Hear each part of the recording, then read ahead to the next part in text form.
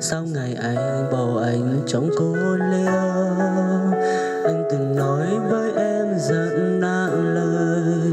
Sau ngày anh để anh ôm chơi vơi, giờ lớn hơn anh mới hiểu anh cũng muốn cuộc sống không lo toan.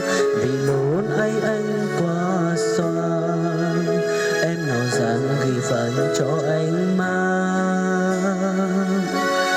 Sai lầm lấy nhân anh mang trong cuộc đời, là đánh mất em khi ta tuổi đôi mươi.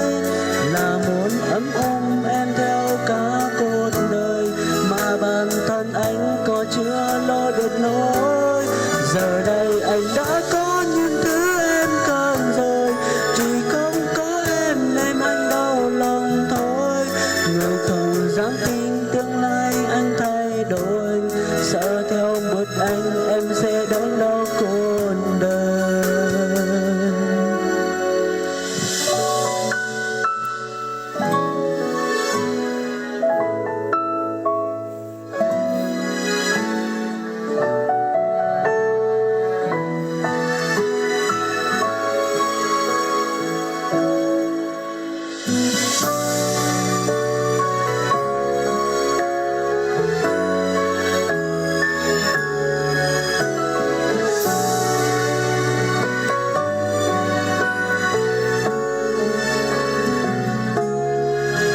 Anh từng oán trách em rất nhiều, sau ngày anh bỏ anh trong cô liêu.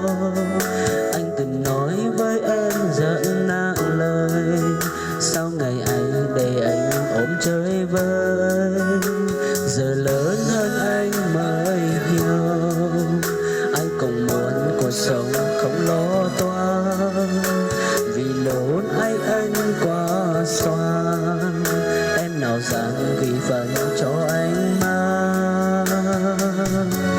Sai lầm lấy nhân anh mang trong cuộc đời, là đánh mất em khi ta tuổi đôi mươi.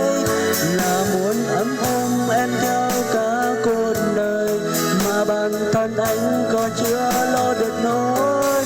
Giờ đây anh đã có những thứ em cần rồi, chỉ không có em nên anh đau lòng thôi.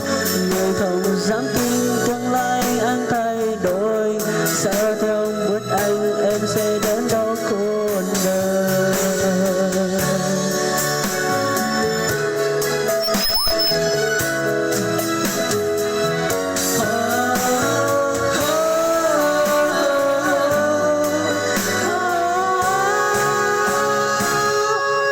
Sai lầm là nhân anh mang trong cuộc đời, là đánh mất em khi ta tuổi đôi mươi. Là muốn ấm em theo cả cuộc đời, mà bản thân anh có chưa lo được nỗi. Giờ đây anh đã có những thứ em cần rồi, chỉ không có em nên anh đau lòng thôi. Người không dám tin tương lai anh thay đổi, sợ theo bước anh em sẽ đớn đau cuộc đời. Người không dám tin tương lai anh thay đổi, sợ theo bước anh em sẽ đớn đau.